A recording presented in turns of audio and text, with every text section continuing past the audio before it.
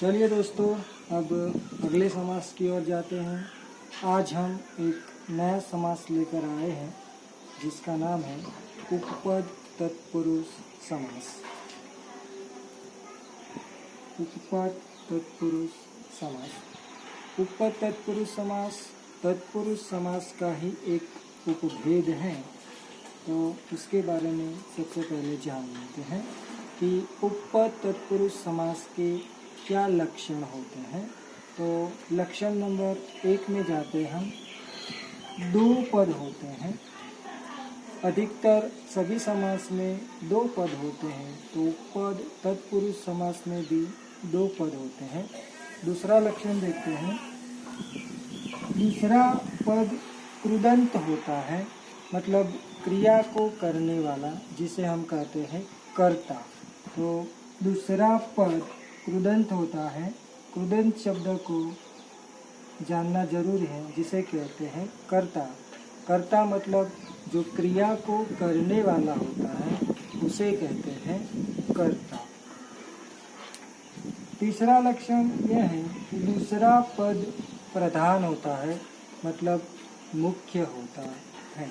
मतलब जो क्रिया को करने वाला जो दूसरा पद होता है कृदंत, वो कृदंत मुख्य होता है। चलिए उदाहरण के जरिए अब हम समझते हैं। पहला उदाहरण है गिरिधर। दोस्तों इसमें देख लीजिए, पहला पद गिरि, दूसरा पद धर। तो इस समास में दो पद होते हैं, पहला पद दूसरा पद। इसका सामासिक विग्रह करते हैं गिरि को धारण करने वाला। दोस्तों गिरि मतलब पर्वत, यहाँ पर पर्वत को धारण करने वाला। इसमें देखिए जो दूसरा पद है वह मुख्य होता है। धर का अर्थ होता है धारण करने वाला, मतलब पर्वत है उसे धारण करने वाला, मतलब पर्वत को जो धारण किया है वो क्रिया है। तो ये क्रिया है। दूसरा पद धर, तो यहाँ पर धर शब्द कृदंत है। तो गिरि को धारण करने वाला। चलिए दूसरे उदाहरण की ओर समझते हैं। विषधर। तो देखिए उसमें पहला पद है विष, दूसरा पद है धर।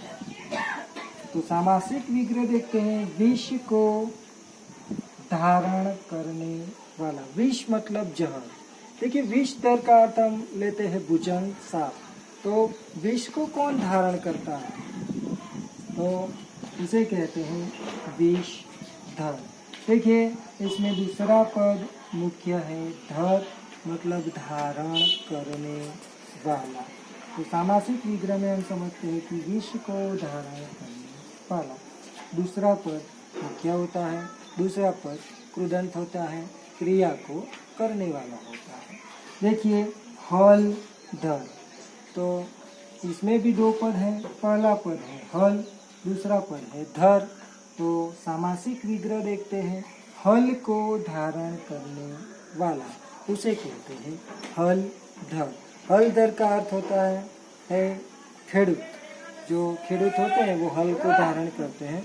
तो यहाँ पर हल को धारण करने वाला, तो जो धर शब्द है वो कृदंत का भाव यहाँ पर सूचित करता है। तो ये समास उपपद तत्पुरुष समास बनता है। चलिए यहाँ पर मनोहर। मन मतलब मन, हर मतलब हरने वाला। मन को हरने वाला, उसे कहते हैं हम मनोहर। मनोहर का अर्थ होता है सुंदर।